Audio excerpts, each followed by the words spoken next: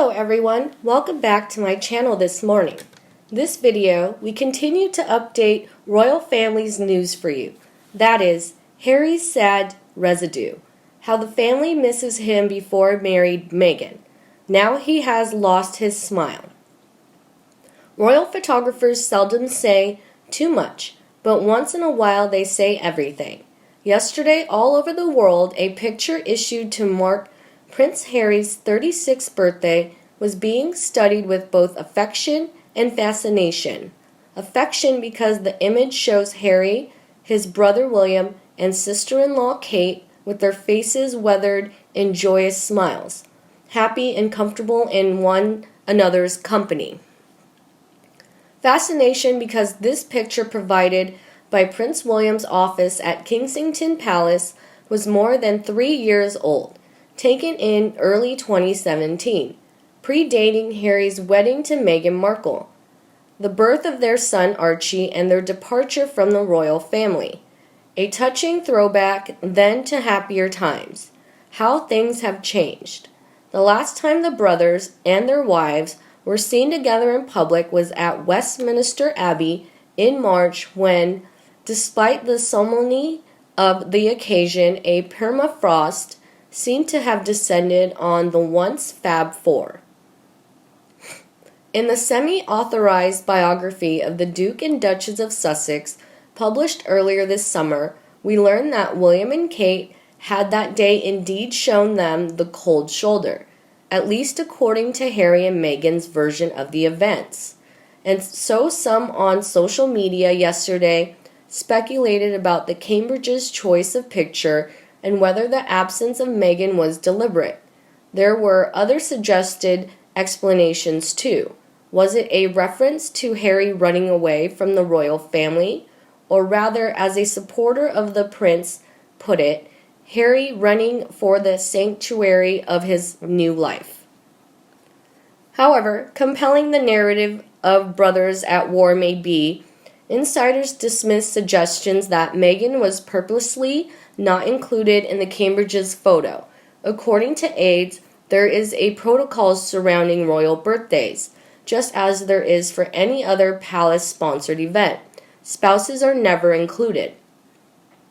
All the same, it is intriguing that the other two official pictures released to celebrate Harry's birthday from Buckingham Palace and Clarence House show the Duke of Sussex with Prince Charles and the Queen alone.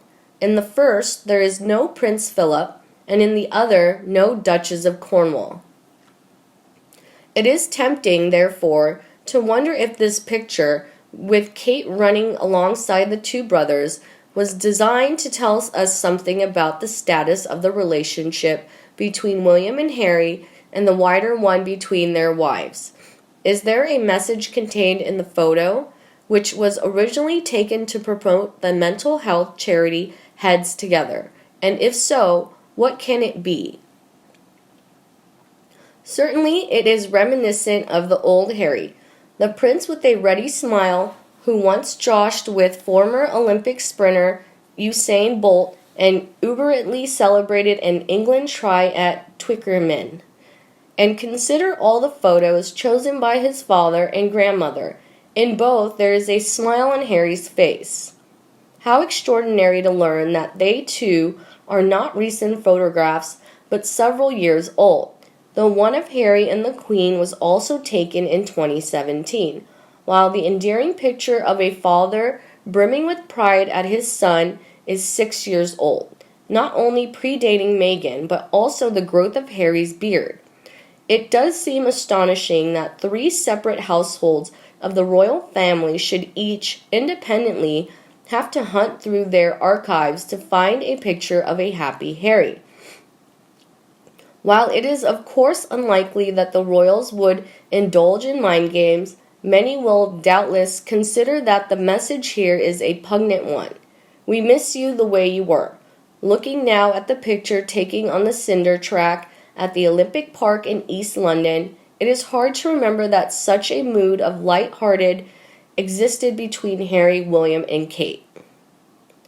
Behind the smiles, it was also a moment that offered such a reassuring glimpse of the future of the monarchy.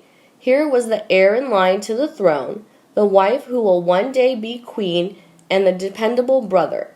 He was no longer the spare, but Harry still occupied a uniquely important role as his brother's sounding board, and the one figure above all others who understood the enormity of the destiny and daunting responsibility he faced. It was taken on a February day in 2017, and it radiates the goodwill and competitive affection that existed between the three.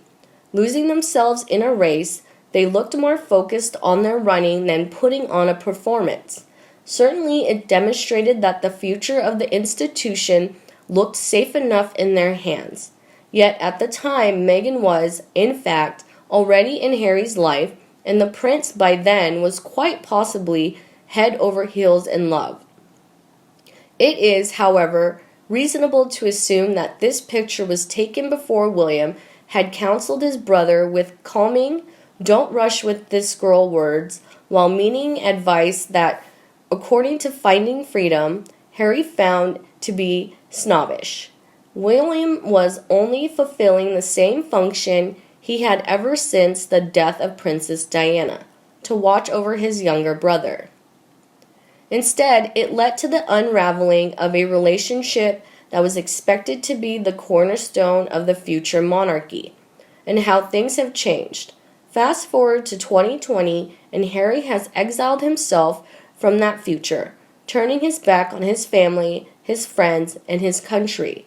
As for the brothers, once so close, they now barely speak. For the Queen, this is not a year she will look back on with any great fondness.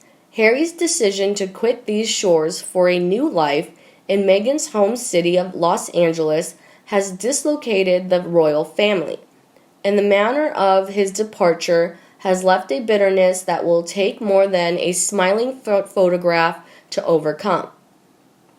Indeed, the rancor laid bare by his and Meghan's apparent cooperation with the authors of Finding Freedom was reminiscent of the feuding between the Prince and Princess of Wales 25 years ago. It is therefore no wonder that the Queen, Charles and William wanted to turn back the clock to memories of happier times with which to mark Harry's birthday. And it is certainly striking that all of the pictures they could have chosen of Harry, they settled on a selection from an era when he was at his uncomplicated best. In all three, his body language is relaxed, informal, and carefree. This was the time of Harry being the global star of the family, spreading pleasure wherever he went, exuding something few other royals could emulate. Those were the days when his popularity was second only to the Queen. Today, he is a changed man, despite the undoubted happiness he has found in his marriage and in his son. He too often presents in public a troubled persona, raging against the media and lecturing us about how to lead better lives. Once so comfortable with people, he now can seem awkward. Meanwhile, delivered from his luxury home, set amid an enclave of California celebrity, seem often woefully out of touch to the problems faced by modern Britons. This, of course, allows for one other possibility thrown up by photographs chosen for yesterday's anniversary. There simply are no recent pictures of Harry with a smile on his face. And Meghan's PR leaked that Harry is happier than ever. Yeah, right. Harry is now dead in the eyes, with a permanent miserable look on his face, especially when Meghan is next to him. Harry used to beam. Now, even when he forces a smile, he still looks like a miserable man trying to look normal. It's his life. He can live the rest of his life in misery just to please a narcissist. As she continues to move the goalpost, we all live once, and this is obviously how Harry wants to waste his.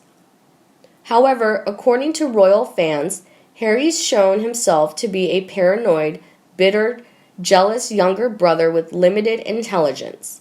You can't put the genie back in the bottle. Let Harry and Meghan chase the money and fame they crave so desperately, and let the fools who pant after them amuse the rest of us. Harry is a worldwide bad joke. After the way he treated the Queen, the British public, and the Commonwealth, I don't care what he does or how he feels.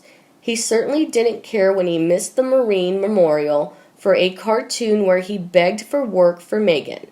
Nor did he care when he signed up with Netflix, then dropped the Invictus Games, all because the almighty dollar is more appealing to him than his duties, his charities, and his military appointments. He's a weak, uninspiring, petulant child that sold his soul to the highest bidder. And you, what do you think about him? Please let me know in the comments section and we discuss him and Meghan together. If you see my videos so useful, remember to like and share it for anyone you think they also loved it like you. And don't forget to subscribe to the Sussex Daily News channel to get more news in the future. Now have a nice day and see you in the next videos. Bye!